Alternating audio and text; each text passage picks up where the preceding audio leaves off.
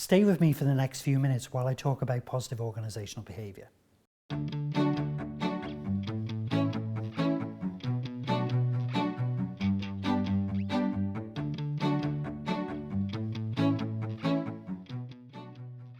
Positive organisational behaviour is a relatively new area that's emerged over the last 10 years. It developed out of the positive psychology movement that was spearheaded by people like Martin Seligman, who is the president of the American Psychological Association.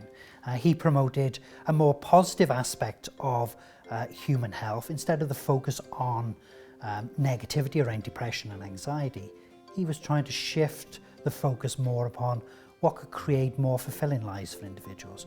In terms of positive organisational behaviour, people like Fred Lufens from Nebraska University went to many conferences around positive psychology around the year 2000. And what he took from that is that there was a need to introduce similar concepts within organisational behaviour. In 2002, he introduced the concept of POB, or positive organisational behaviour, which he felt that could make a contribution. One of the things he was clear about saying is that many of the concepts that are covered under positive organisational behaviour, they're not new, but the emphasis has tended to be more around negative aspects. So he tried to shift that focus away to what is it that creates a great workplace? What is it that creates a workplace where people want to work or are engaged in activities? Or a workplace that holds on to individuals. So he wanted to focus that as the main area for organisational behaviour. A key factor about positive organisational behaviour is, and the same for positive psychology, is it's not about just individuals' perceptions or ideas. It's not about the views of a guru or the latest book on the shelf that relates to popular psychology. It is an evidence-based science. Also, there must be measures that have been developed which are scientifically sound, that have been validated, and they're also reliable instruments as well. And probably the most challenging aspect is around making sure that it has an impact in organisations, because ultimately this is not just about making a more positive experience for individuals, but it's also to buy in organisations to say, by creating a more positive environment, that you also create more engaged and productive individuals that produce better outcomes for organisations and improve customer relations.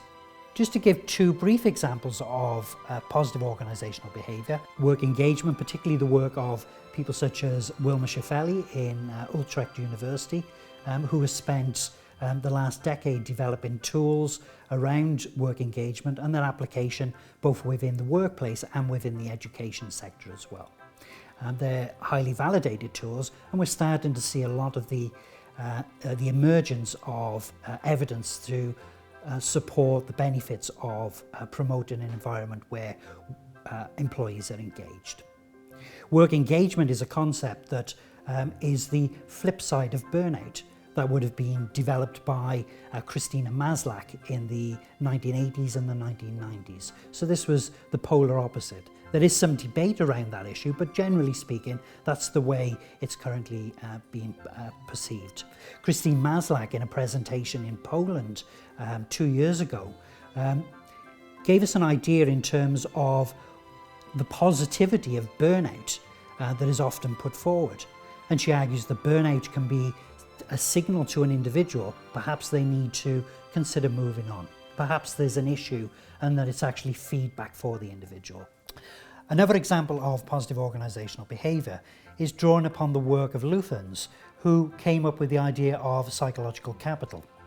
He jointly worked with Avolio and Youssef in developing this concept that draws on previously established concepts around hope, optimism, resilience and confidence. What Lufens and colleagues would argue is that those four elements come together to build something much more than just the sum.